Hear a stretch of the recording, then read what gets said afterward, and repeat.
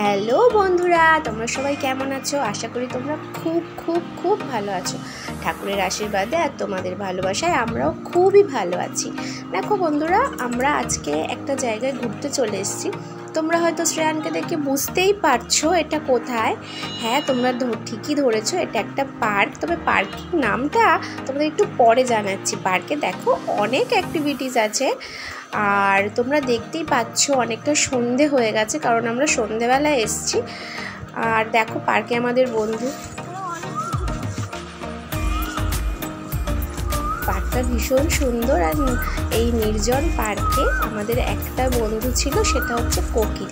কোকিলের ডাকটা তোমরা শুনতেই পাচ্ছ। খুব ভালো লাগছে বলে আমি এখানের ভয়েসটা মিউট করিনি, তোমাদের সঙ্গে শেয়ার করলাম।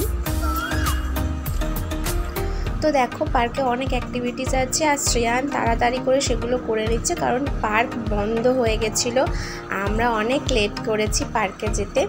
বন্ধের টাইম কিন্তু 6:30, বা 6টার সময়ই ওরা বন্ধ করে দিয়েছিল, আর আমরা 6টাতেই গিয়ে পৌঁছেছিলাম। আর দেখো খুব অন্ধকার হয়ে গেছে, কিন্তু শ্রেয়ান তো আর এতগুলো অ্যাক্টিভিটিস ছাড়তে পারে না, তাই ও সব চাপবে।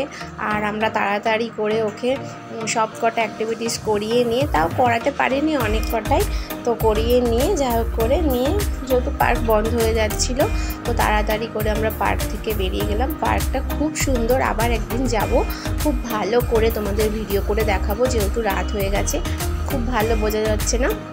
দেখো পার্কের নামটা বিদ্যাসাগর শিশু উদ্যান।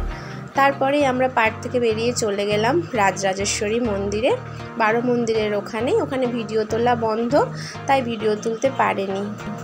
বন্ধুরা, যদি তোমাদের এই ভিডিওটি এতটুকু ভালো লাগে, প্লিজ লাইক করো, সাবস্ক্রাইব করো, আর